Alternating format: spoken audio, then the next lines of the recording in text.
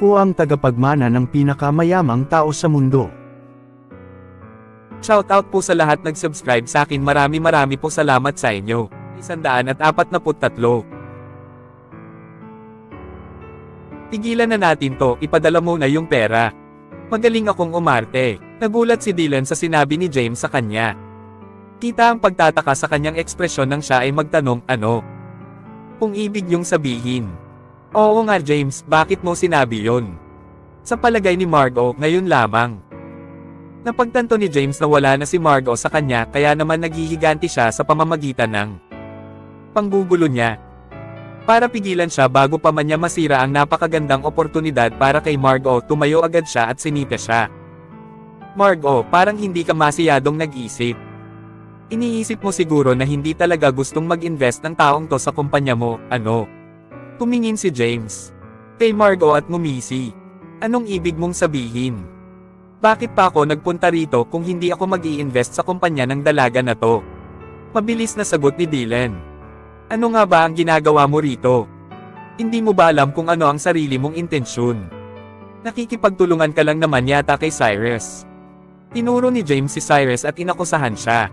Nakikipagtulungan. Nang marinig ni Margot ang mga salita ni James, kita ang paglitaw ng kalituhan sa kanyang magagandang mga mata. Hindi niya talaga maintindihan kung ano ba ang nais na iparating ni James. Hindi niyo ba naiintindihan kung ano ang nangyayari ngayon? Sinigawan ni James ang lahat ng mga tao roon at nagsalita pa, hindi siya ang Vice President ng Prosper Investment. Ang Prosper Investment ay isa sa mga pinakamalalaking investment group sa state namin. Paanong magkakaroon ng interes ang ganon kalaking kumpanya sa kumpanyang kasing liit ng iyo? At saka, alam mo naman kung ano ang financial situation ng kumpanya mo ngayon. Sa tingin mo ba talaga mag-i-invest sa'yo yung Prosper Investment? $80 million sa isang bagsakan. Hindi ba't napakahirap nituan paniwalaan? Ngayon ay kita na rin ang pagdududa sa mata nilang lahat. Walang gamagalo dahil naiisip nila na may punto nga ang mga sinabi ni James kahit na nabigla sila. Tumingin si Cyrus kay James na para bang naawa siya rito.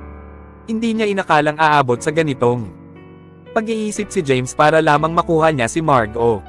Margot, pag-isipan mo. Hindi ba't totoo naman ang sinabi ko? Dapat alam mo na to. Sa tingin ko nga hindi talaga galing Prosper Investment yan si Mr. Brown. Siguro ay artista lang yan na kinuha ni Cyrus para matulungan siya gumawa ng kwento. Nang makita ni James na hindi na makapagsalita sila, Margot at ang iba pa tuloy-tuloy pa rin niyang inaakusahan si Cyrus. Halatang nagdadalawang isip na ngayon si Margot. Sa palagay niya ay may punto nga naman ang sinabi ni James. Una sa lahat, nakakapagtaka na may kilala si Cyrus mula sa Prosper Group. Pangalawa, alam na alam ni Margot kung ano ang financial situation ng kanyang kumpanya. Kahit ang mga maliliit na investment companies na noon ay kaagapay niya ay hindi na ngayon nag-i-invest sa kanyang kumpanya, paano pa kaya ang malaking investment company gaya ng Prosper Group? Subalit ngayon bigla na lang lumitaw si Dylan upang mag-invest ng $80 million sa Eli Anto Cosmetics. Kakaiba talaga ang kaganapan na ito. Oo, siguro nga artista lang to na binayaran. Hindi ko inaakalang magbabayad si Cyrus ng artista para rito. Ang sama. Cyrus, kung hindi ka makahanap ng investor, kailangan mo ba talagang magbayad pa ng artista para lokohin kami? Ano bang problema mo? Parang naniniwala na si Monica sa kwento ni James kaya dali-dali niyang hinarap si Cyrus at pinagsisigawan siya. Paano kayo nakakasiguro na artista lang si Mr. Brown na binayaran ko? Bahagyang sumulyap si Cyrus kay Monica at kalmado siyang tinanong. Paano ang isang mahirap na taong gaya mo ay may kilalang tao na may mataas na katayuan? Kaya talagang kumuha ka nga siguro ng artista para pagsinungaling. Masama ang tingin sa kanya ni Monica para bang isang husgado sa korte. Nagdalawang isip si Cyrus panandalian, sunod ay tumingin siya kay Dylan na nakatayo sa gilid. Siguro naman ay may ebidensya si Dylan para patunayan ang sarili niya, hindi ba? Kahit si Dylan ay nagdalawang isip din bago siya nagsalita kay James, kung tama ang pagkakaalala ko. Hindi ba ikaw ang anak ni Austin White mula sa lungsod ng Santa Cruz, tama? Hehe, umisi lamang si James at saka sinabing nakakagulat. Talagang seryoso ka sa trabaho mo bilang artista, ano? Oo nga, sige, alam mo kung sino ako, ano naman ngayon? Hindi porket alam mo kung sino ako ay mapapatunayan mo na nagaling ka talaga sa Prosper Investment. Nakaraang araw kinausap ng tatay mo na si Austin ang Prosper Group tungkol sa isang financing project. Kahit na hindi masyadong malaki ang perang pinag-uusapan, dahil sa mga sinabi mo sa akin ngayon, nagdesisyon na akong i-cancel ang investments ko sa White Family. Kalmadong sagot ni Dylan kay James. Kehe, bravo, muntik na akong maniwala. Totoo ngang nagkaroon ng usapan kaming mga White sa Prosper Group nakaraang araw, pero lahat ng yun ay malalaking projects na nagkakahalaga ng daan-daang milyong dolyar. Kung ikaw nga talaga ang Vice President, kahit na alam kong hindi naman talaga, wala kang karapatan na bawiin ang naging agreement sa pagitan ng White Family at ng Prosper Group. Sambit ni James habang nakangisi.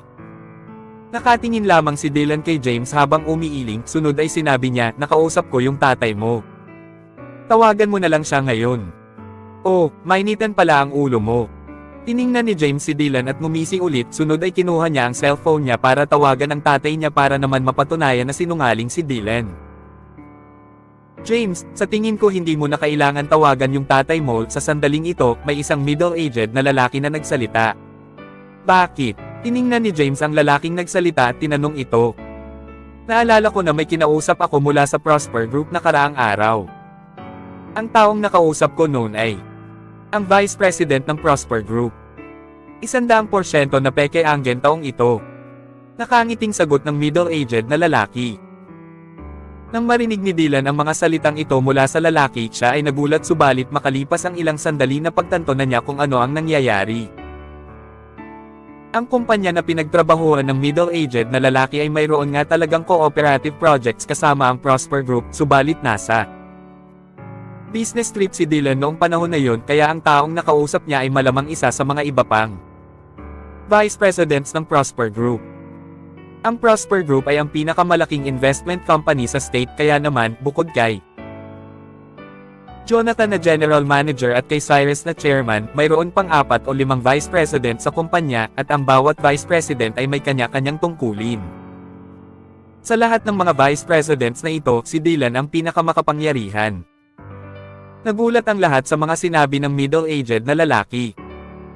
Ang middle-aged na lalaki na iyon ay nagmamay-ari ng isang kumpanya na mayroong milyong-milyong assets, kaya't wala siyang dahilan para magsinungaling.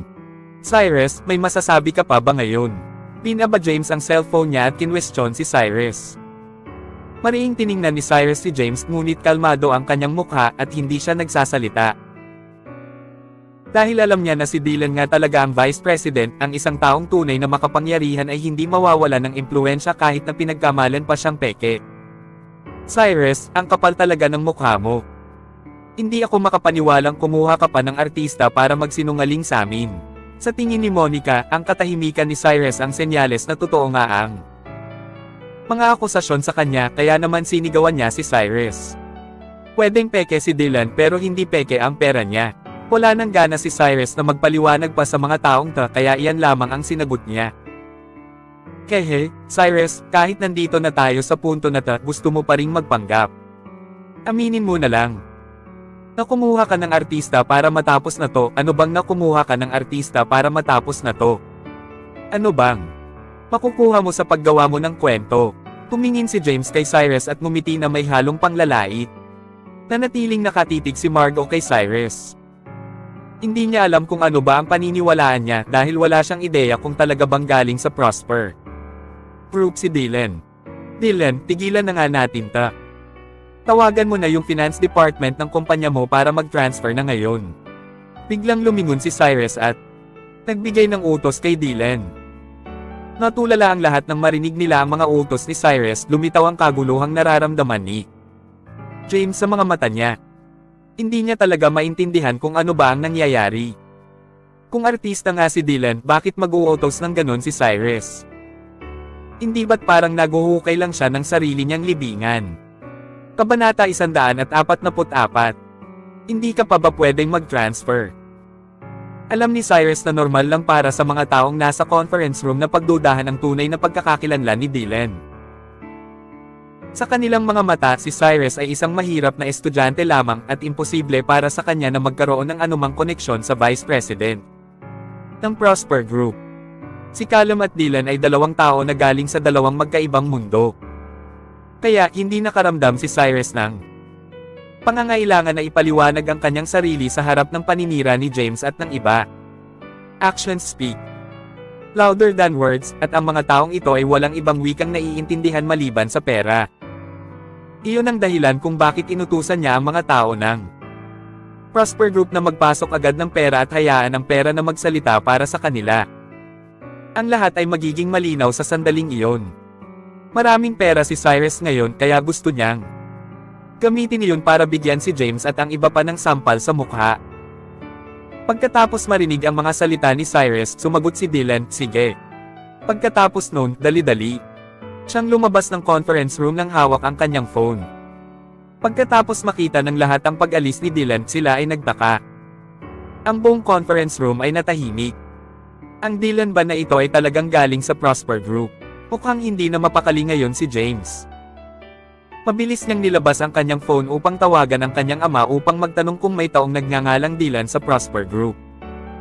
Gayunpaman, bago pa man makatawag si James, pumalik si Dylan sa conference room at sinabi kay Cyrus ng may lubos na seryosong ekspresyon, "Mr. De La Cruz, hindi pa tayo pwedeng mag-transfer." Ang buong kwarto ay nagkagulo. Napangisi si James habang marahan na binababa ang kanyang phone at napabuntong hininga. "Nagpapanggap pa rin kayo, ha?" Hindi ako makapaniwala na muntik na akong maniwala. Biglang tumayo si Cyrus at tumingin kay Dylan. Nag-aalinlangan, nagtanong siya ng mahina, "Bakit?" Lumingon si Dylan at tumingin sa ibang nasa conference room at sinabi sa isang mahinang boses, "Mr. De La Cruz, sa labas tayo mag-usap." "Sige." Biglang tumango si Cyrus, tumayo at naghandang umalis. "Cyrus, gaano katagal pa ba kayo magpapanggap? Aminin mo na lang na ang taong ito ay isang actor na binabaran mo. Sa tingin ko, Avenue, wala namang gagawin sa iyo si Margo. Ano ang intensyon mo sa pagpapatuloy na pagpapanggap? Bakit hindi mo na lang agad sabihin sa amin?" Pinagalitan ni James si Cyrus. Lumingon si Cyrus at tumingin kay James nang hindi nagsasalita, pagkatapos ay tumalikod at sinundan si Dylan palabas ng conference room. Tahimik na nakaupo si Margo, ang kanyang ekspresyon ay puno ng pagtataka. Talagang wala siyang ideya kung nagsisinungaling sa kanya si Cyrus. "Cyrus, dahil nandito na tayo, naniniwala ka pa rin ba kay Cyrus?" Lumingon si James at nakangising tinanong si Margo. "Oo nga, Margo." Mukha nang si Dylan ay isang paid actor na binayaran ni Cyrus para magsinungaling sa teen. "Sa tingin ko ay kahapon pa nagsisinungaling sa iyo si Cyrus." Sumali si Monica. "Bakit magsisinungaling sa kin si Cyrus? Bakit siya umaabot sa ganitong punto para lang magsinungaling sa kin? Anong magandang ay dudulot sa kanya noon?" Tumingin si Margo kay Monica at nagtanong, "Ano pa ba? Ayaw lang niyang maging kayo ni James. Gusto niyang manatili kayo na mag-fiancé." May kumpiyansang sabi ni Monica. "Pero hindi pwedeng magsinungaling lang siya habang buhay. Sa tingin ko ay nagsasabi ng totoo si Cyrus kung di ay hindi niya pipirmahan ang mga kontrata na iyon kahapon. At saka kung talagang nagsisinungaling siya, wala siyang dahilan para pumunta rito ngayong araw." Umiling si Margo at sinabi ng mahinhin na para bang sinusubukan niyang kumbansihin ang kanyang sarili. Margo, ang mamang mo talaga. Kung ako ang tatanungin, noong simula pa lang ay nagpapanggap na ang batang iyon. Paano nagawa ng isang tulad niya na magkaroon ng kakilala na Vice President ng Prosper Group? Hindi ka panipaniwala. Tumingin ang middle-aged na lalaki kay Margo at nagsalita. "Whatever, wala mangyayari kung sasabihin niyo yan ngayon. Kung talagang sinasabi ni Cyrus ang katotohanan, talagang mag-i-invest si Mr. Brown sa company namin. Kung talagang nagsisinungaling sa akin si Cyrus, ika-cancel ko ang engagement namin." Umabot si Margo upang hilutin ang kanyang ulo at sinabi ng may lubos na pagod na ekspresyon. "Kung ganun, maghintay na lang tayo. Pagbalik niya mamaya, sigurado akong sasabihin niya na may problema sa Prosper Group at ibibigay niya ang pera sa iyo bukas. Pagdating bukas, maghahanap lang siya ulit ng bagong dahilan para patagilan pa ulit at sa huli. Pinaglaruan mo lang ang sarili mo. Si James ay mukhang natutuwa na ngayon, lubos na kumbinsido na sina Cyrus at Dylan ay mga sinungaling. Sa kabilang banda, pag Kate Post sundan ni Cyrus si Dylan palabas ng conference room, hindi makapaniwalang tinanong ni Cyrus si Dylan, Mr. Brown, anong nangyayari? Bakit hindi ka pa pwedeng mag-transfer? Mr. De La Cruz, hindi pa nakakabalik si Mr. Gibbs, at tila hindi ko siya makontak. Nang wala ang kanyang pahintulot, hindi kailanman papayag ang finance department sa ganoong transfer. Sa ganoon kalaking pera, walang magawang paliwanag ni Dylan kay Cyrus. Sa akin ba ang company na ito o kay Mr. Gibbs? Ako na ang chairman of the board ngayon. Wala bang kwenta ang autoridad ko? Si Cyrus ay hindi na natutuwa. Kung hindi niya magagawang mag-invest sa company ni Margo pagkatapos maghirap ng ganoon, baka nga magmukha lang siyang isang sinungaling na taunan kay Margo. Mr. De La Cruz, totoo nga na ikaw ang chairman of the board pero hindi marami ang tao sa ating company na nakakaalam ng tunay mong pagkakakilanlan. Si Mr. Gibbs lang ang palaging umaarteng chairman, kaya ang ganoon kalaking pera ay kailangang aprobahan ng kanyang opisina. Paliwanag ni Dylan, bahagyang natatakot sa sagot ni Cyrus.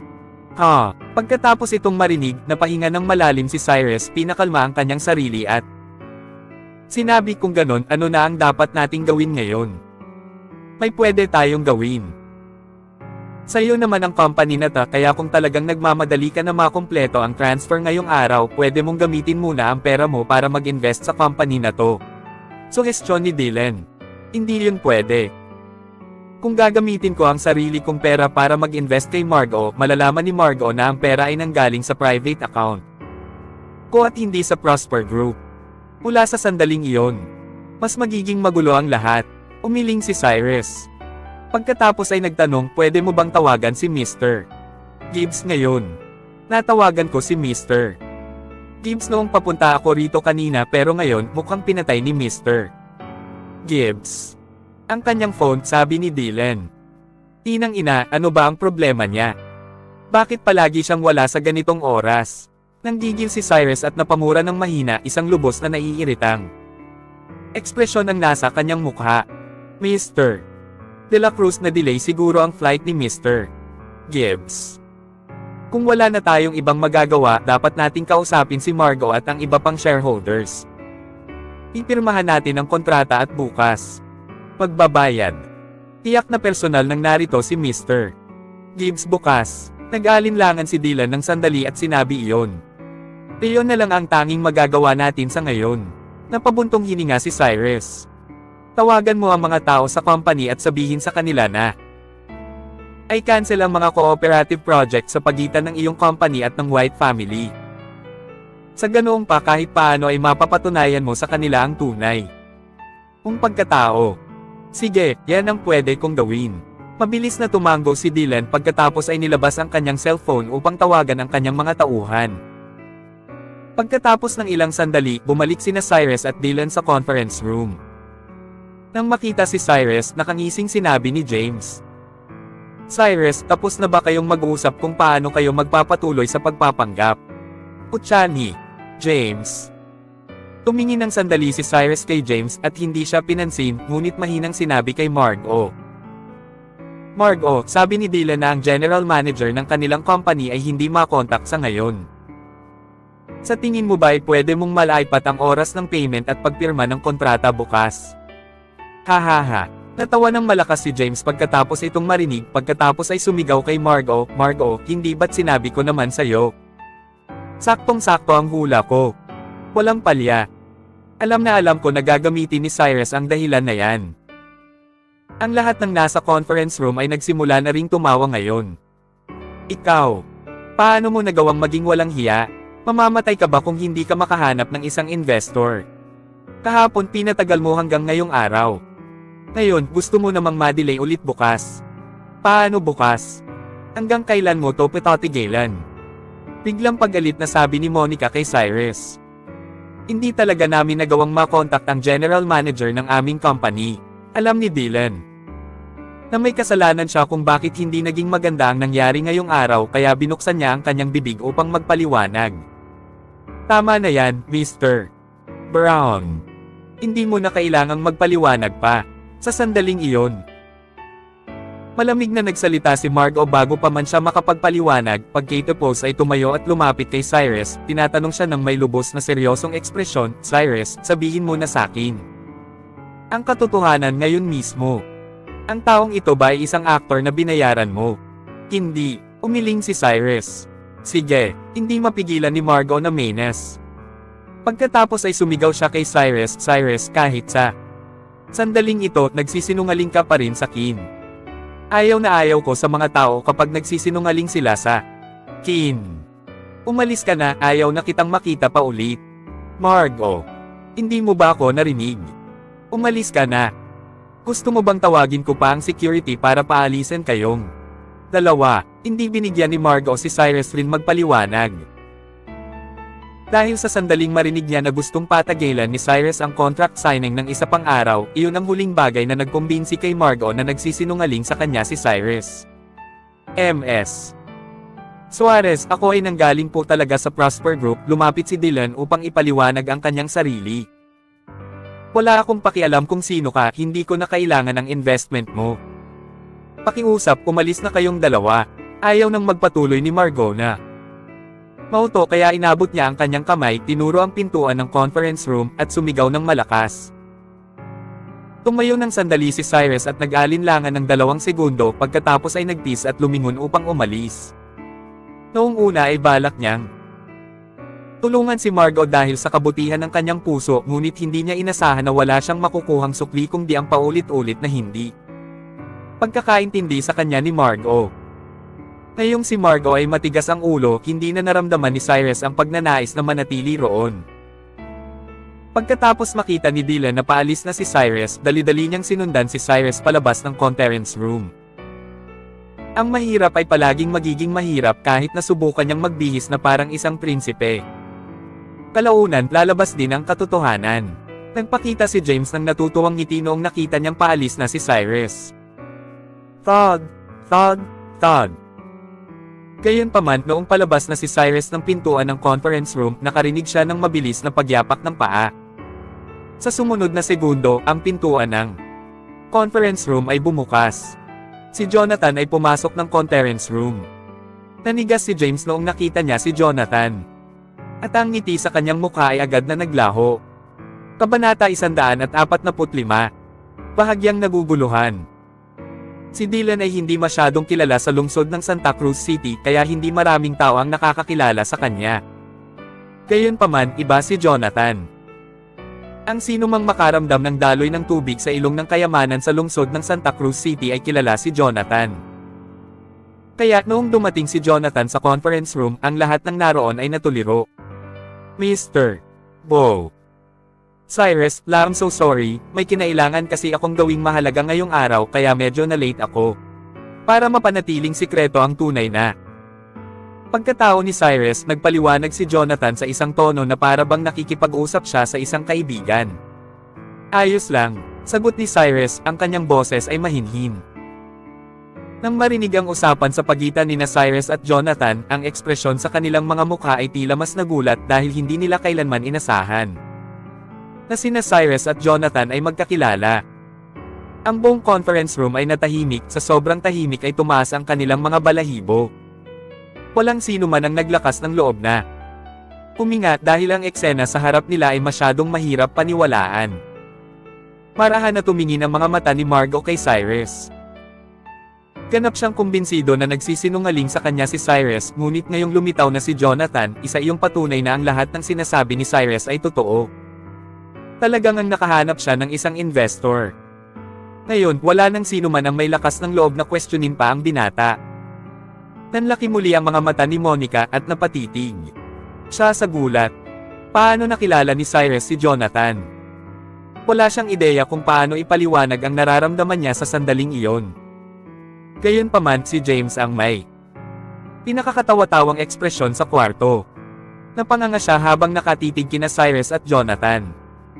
Ang kanyang mukha ay mapatla na at ang kanyang katawan ay nanginginig ng bahagya.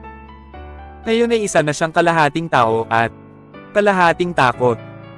Kung talagang kilala ni Cyrus si Jonathan, nangangahulugan lang noon na ang pagkakakilanlan ni Dylan ay totoo.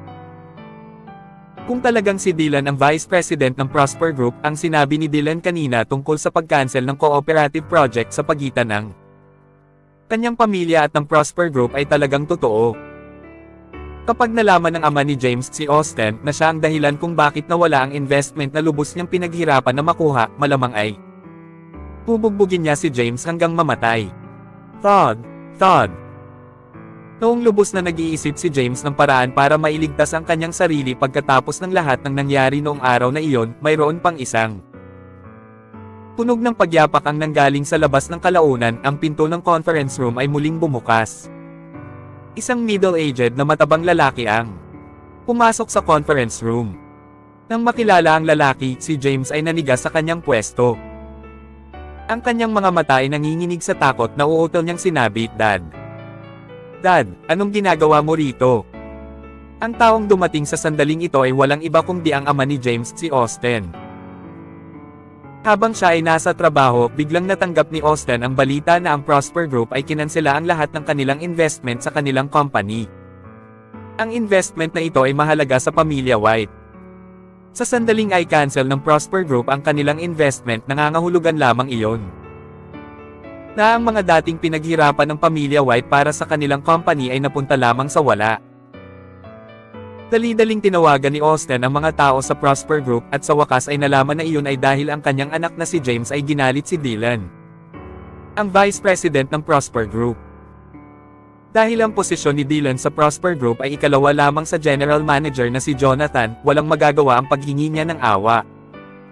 Walang ibang magagawa si Austen kung di ang personal na pumunta roon. "Dad, anong ginagawa mo rito?"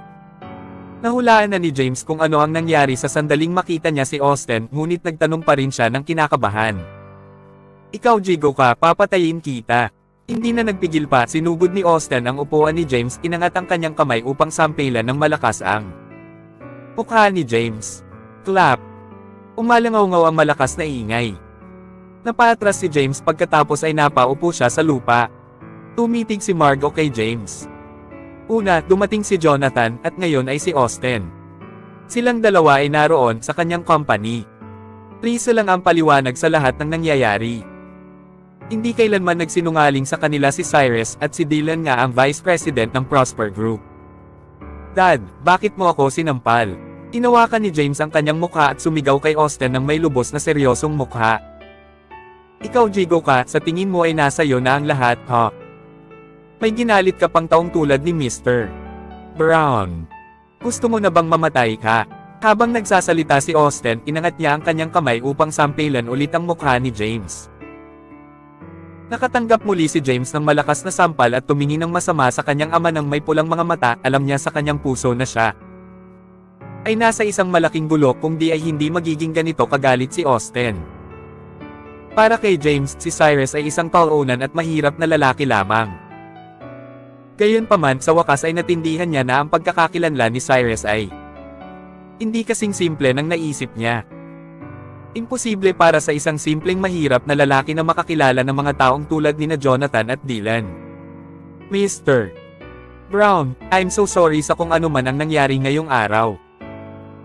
Kasalanan ko ang pagpapalaki sa kanya bilang isang kabiguan, at tingnan mo kung paano kanya ginalit."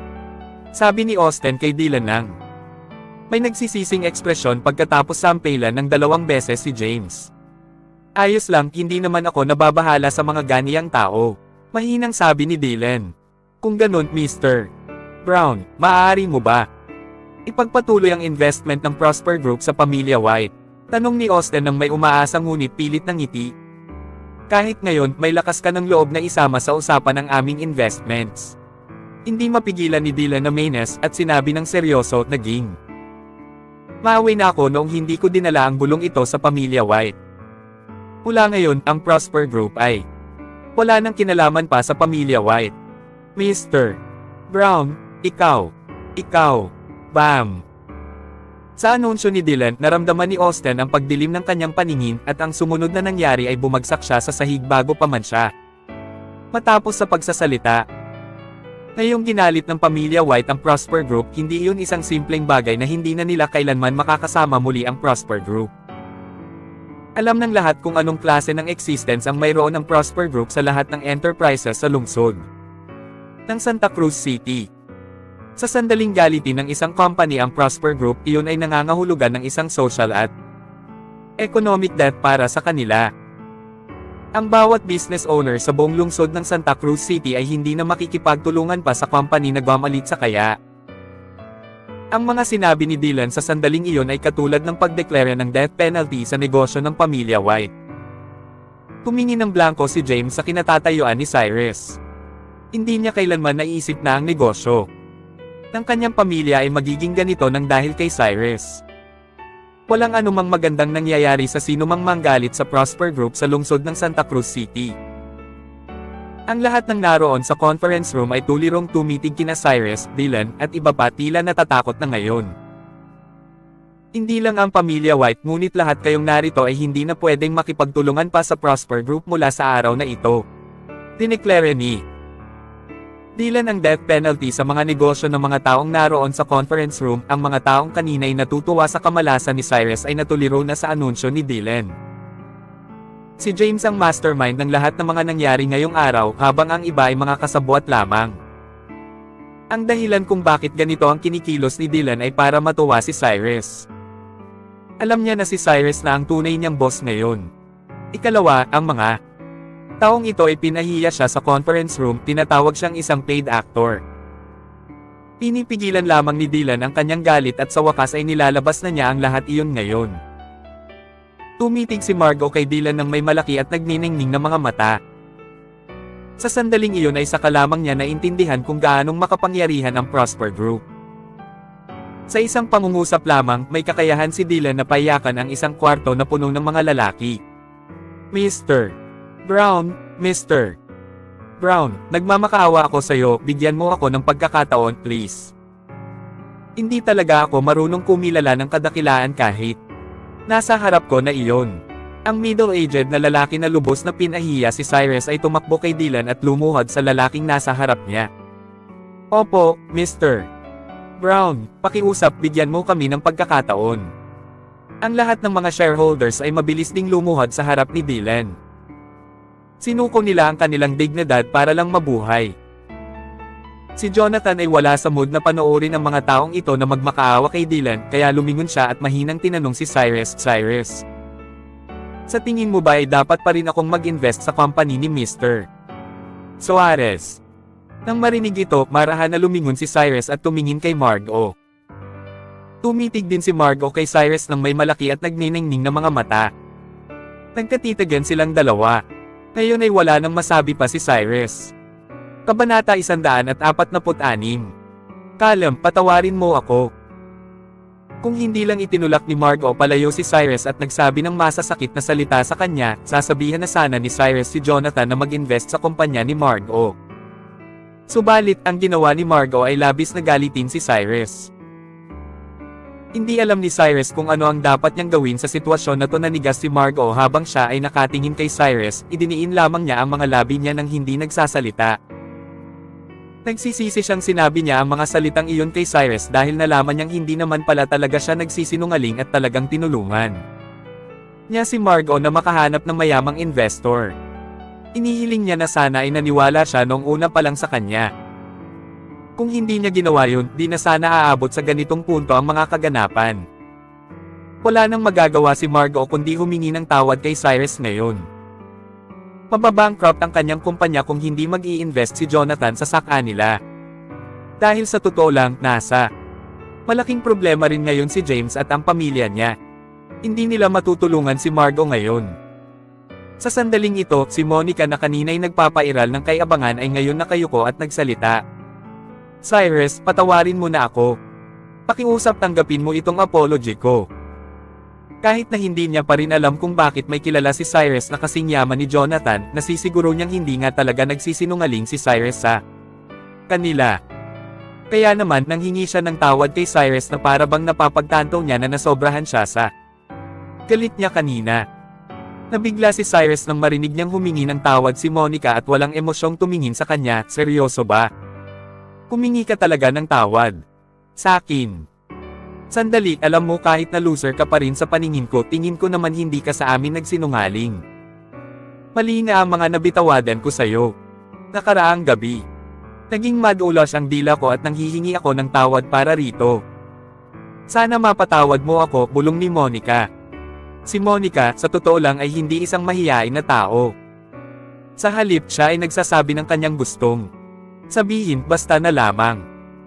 Kahit nakasing talam siya ng kutsilyo na minsay nakakainis na madali siyang naaapektuhan ng mga tao. At saka, hindi naman siya masamang tao. Pinahiya at pinagtawanan niya si Cyrus dahil hindi niya pa rin makalimutan noong nahulugan siya nito nang magkabungguan sila habang naglalakad ng hindi sinasadya. Umiti lamang si Cyrus kay Monica at hindi na nagsalita. Hindi siya umaasang manghihingi ng tawad sa kanya ang mayabang na babaeng katulad niya. Makalipas ang sandali ang pagdadalawang isip. Kahit si Margot ay naglakas loob upang lumapit kay Cyrus at bumulong ka Cyrus, pati ako ay humihingi rin ng tawad sa'yo. Hindi dapat kita pinag-isipan ng masama kanina. Patawarin mo ako. Naawa si Cyrus kay Margot nang makita niya ang malungkot na mukha nito. Huminga siya ng malalim at lumakad patungo sa kanya at saka nagsalita ng mahina, "It's okay. Margot. Alalahanin mo na fiancé mo ako. Kapag may problema ka, hindi pwedeng manood lang ako sa'yo nang tahimik. Sana pagkatiwalaan mo pa ako. Hindi ako kasing sama ng inisip mo. Sa tingin ko matutulungan din kita kapag kailangan mo."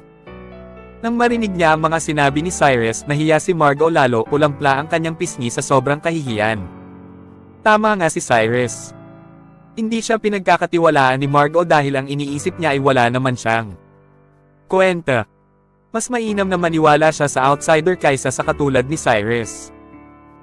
Ngunit natapos ang mga nangyari ngayon, nagbago bigla ang tingin ni Margot kay Cyrus. Sa kanyang mga mata, hindi naman walang kwenta si Cyrus gaya ng sinasabi nila kahit na siya ay mukhang ordinaryong study auntie. Kung iisipin, kilala niya sina Jonathan at Dylan kaya't nangangahulugan ito na mas kahanga-hanga kakasa sa iba. Habang iniisip ka, si Margot ay ngumiti kay Cyrus, ang kanyang mga mata ay para bang kumikinang sa tuwing tumitingin ka sa kanyang mga mata. Magaling ngang umarte si Jonathan. Sa sandaling narinig niya kung ano ang sinabi ni Cyrus at Margot. Napangiti siya at mahinang sinabi kay Margot, "Well, Ms. Suarez, dahil fiancé kay ni Cyrus, pwede kang humingi ng pabor sakin. Magbibigay ang Prosper Group ng investment na nagkakahalagang 180 million sa inyong kumpanya. Magbibigay pa kami ng mas marami basta ay makakuha ng profit ang kumpanya mo sa loob ng 3 taon. Okay ba yun?" Nang marinig ito ni Margot, tila bay na kuryente siya sa tuwa. Para mapatunayan kung tama nga ba ang narinig niya, nagsalita kay sa Jonathan, "Mr. Gibbs. Seryoso ka ba?" "Siyempre, hindi ako nagbibiro. Sasabihan ko ang secretary ko na ihanda na ang kontrata. Ms. Suarez. Pwede ba tayong mag-usap sa ibang lugar?" Bahagyang tumango si Jonathan at magalang na nagtanong. "Oo naman, Mr. Gibbs. Mauna na po kayo sa daan." Sumagot agad si Margot at dinala sina Cyrus at Jonathan palabas ng meeting room. Nang umalis sila, si Austin at ang iba pa ay nakaluhod sa sahod at patuloy na humihingi ng tawad kay Dylan na para bang mga aso ang kanilang mga mata, nagmamakaawa. Makikita na nakangisi ngayon si Dylan at siya ay napabuntong hininga. Hindi alam ng mga tao na ito na hindi naman si Dylan ang sumama ang loob kundi si Cyrus. Kaya naman kahit gaano pa katindi ang pagmamakaawa nila kay Dylan, hindi naman posisyon ni Dylan ang patawarin sila sa ngalan ni Cyrus. Makalipas ito, dinala ni Margot sina Jonathan at Cyrus sa office niya. Una ay binigyan niya sila ng coffee at sunod ay pinag-usapan na agad nila ang pagtulong ni Jonathan habang pinapakita sa kanya ang mga papeles sa sofa. Sa totoo lang, matagal nang alam ni Jonathan ang tungkol sa kumpanya ni Margot. Kaya naman, maraming naging disagreements at difficulties sa kanilang pag-uusap. Nang magkasundo sila, pumirma na si Jonathan ng kontrata kasama si Margot bilang chairman ng Prosper Group. Nag-invest siya ng $80 million sa kumpanya ni Margot at makukuha niya ang 50% ng shares ng kumpanya. Nangangahulugang si Cyrus ang may-ari sa 50% ng shares sa kumpanya ni Margot. Katatapos lamang nila pumirma ng kontrata ng ay transfer ng accountant ng Prosper Group ang pera sa kumpanya ni Margo. Sa sandaling natanggap ni Margo ang pera, binayaran niya na ang utang niya sa mga shareholders ng kanyang kumpanya. Ang mga shareholders na to ay nag-iisip pa rin paano sila mapapatawad ni Dylan. Wala sa kanila ang nag-abalang isipin ng ganito kaliit na pera. Dahil sa totoo lang, sa sandaling tumigil na ang operasyon ng Prosper Group dahil malapit nang mabankrupt ang kumpanya nila, hindi natatagal pa sana ng 2 buwan.